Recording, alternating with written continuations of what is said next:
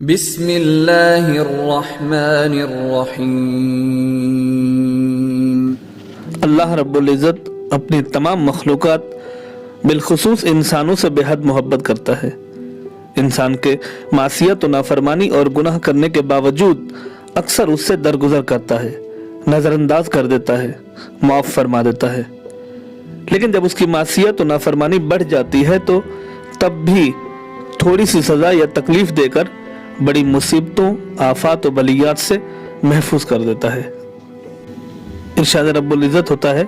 وَمَا أَصَابَكُم مِّن مُّصِيبَةٍ فَبِمَا كَسَبَتْ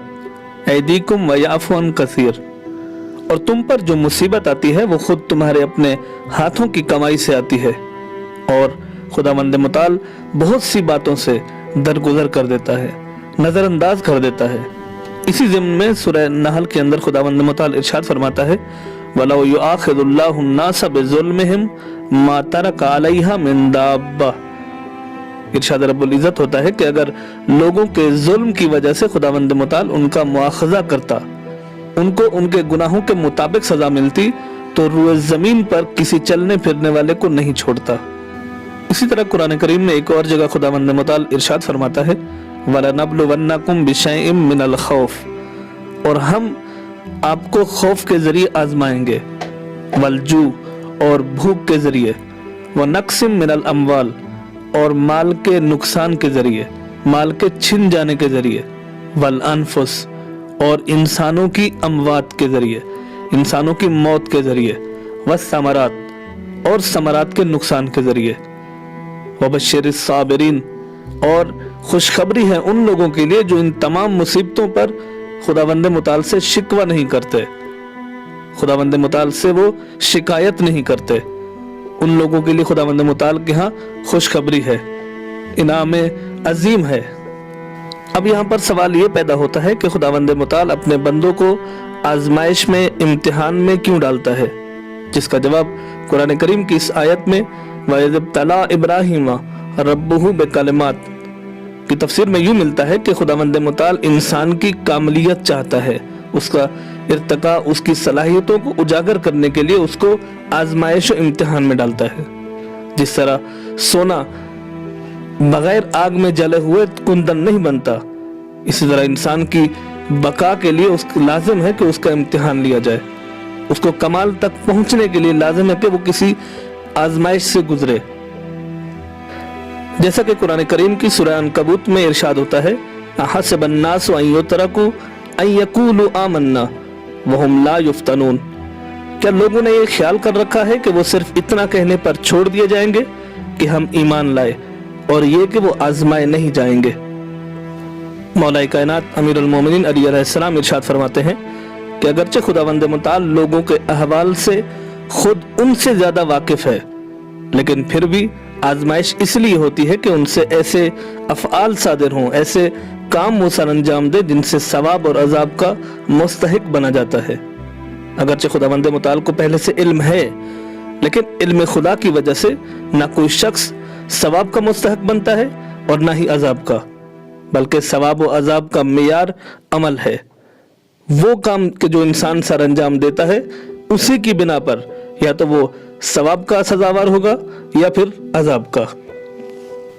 ان آیات سے مسلمانوں کو بتانا مقصد یہ ہے کہ دنیا کی زندگی صرف عیش و عشرت کا نام نہیں ہے، اور نہ ہی خدا و رسول پر ایمان لانے کا یہ مطلب ہے کہ تم پر کوئی مصیبت، کوئی پریشانی نہیں آئے گی، بلکہ خداوند متعال تمہاری بقا کے لیے تمہیں آزمائش و امتحان کے سخت ترین مراحل سے گزارے گا۔ کچھ لوگ ان آزمائشوں میں ناکام رہتے ہیں، وہ ان مشکلات کے تحمل کا حوصلہ نہیں رکھتے کیونکہ ان کی شخصیت اندر سے کھوکھلی ہوتی ہے، اور کچھ لوگ ان آزمائشوں میں ثابت قدم رہتے ہیں۔ آزمائش، امتحان چاہے کتنا ہی سخت ہو، ان کا صبر اس سے بھی عظیم ہوتا ہے، جن کے لیے خداوند متعال ارشاد فرماتا ہے وَبَشِّرِ الصَّابِرِينَ، ایسے صابرین کو بشارت دیجئے۔ حضور سرور کائنات صلی اللہ علیہ وآلہ وسلم سے روایت ہے کہ جو شخص مصیبت کے موقع پر اِنَّا لِلَّهِ کہے تو اللہ تعالیٰ اس کی مصیبت کو ٹال دیتا ہے، اس کی آخرت، اس کی عاقبت کو بہتر بنا دیتا ہے، اور اسے نیک اور پسندیدہ اجر و ثواب عطا فرماتا ہے۔ حضرت انسان کی ان آزمائش و امتحان کا مقصد اس کی صلاحیتوں کی بقا ہے، اس کو کمال تک پہنچنے کے لیے ایک سبب ہے۔ خوف، معاشی مشکلات، مالی نقصانات، جانوں کا ضیاع اور اولاد کی مصیبت، یہ سب آزمائشوں کی مختلف صورتیں ہیں، اور ان آزمائشوں میں صرف وہی شخص کامیاب ہو کر اپنے ارتقائی مراحل کو طے کرے گا، اپنی تکمیل کے مراحل کو طے کرے گا، جو انا للہ و انا الیہ راجعون کے مضبوط قلعے میں بیٹھ کر ثابت قدمی سے ان کا مقابلہ کرے گا۔ اسی طرح ان مشکلات، عذاب اور مصیبتوں سے بچنے کے لیے خداوند متعال قرآن کریم میں دو رائے حل بیان فرماتا ہے۔ پہلا یہ کہ وَمَا كَانَ اللَّهُ لِيُعَذِّبَهُمْ وَأَنْتَ فِيهِمْ، اور خداوند متعال ان پر عذاب نازل نہیں کرے گا جب تک حضور سرور کائنات ان لوگوں کے درمیان موجود ہوں گے۔ اور دوسرا یہ کہ وَمَا كَانَ اللَّهُ مُعَذِّبَهُمْ وَهُمْ يَسْتَغْفِرُونَ، اور نہ ہی خداوند متعال اس وقت ان پر عذاب نازل کرے گا، ان پر کوئی مصیبت نازل کرے گا انسانوں پر، جب وہ استغفار کریں گے۔ حضور سرور کائنات صلی اللہ علیہ وآلہ وسلم کا وجود امان ہے ان لوگوں کے لیے جو مستحق عذاب ہے، اور دوسری امان استغفار و توبہ ہے۔ خداوند متعال کی یہ سنت رہی ہے کہ کوئی بھی نبی کسی امت کے درمیان دعوت الی الحق میں اگر مصروف ہو تو اس امت کو مہلت دی جاتی ہے، ان کے گناہ، ان کے جرائم کی سزا میں فوری عذاب نازل نہیں فرماتا۔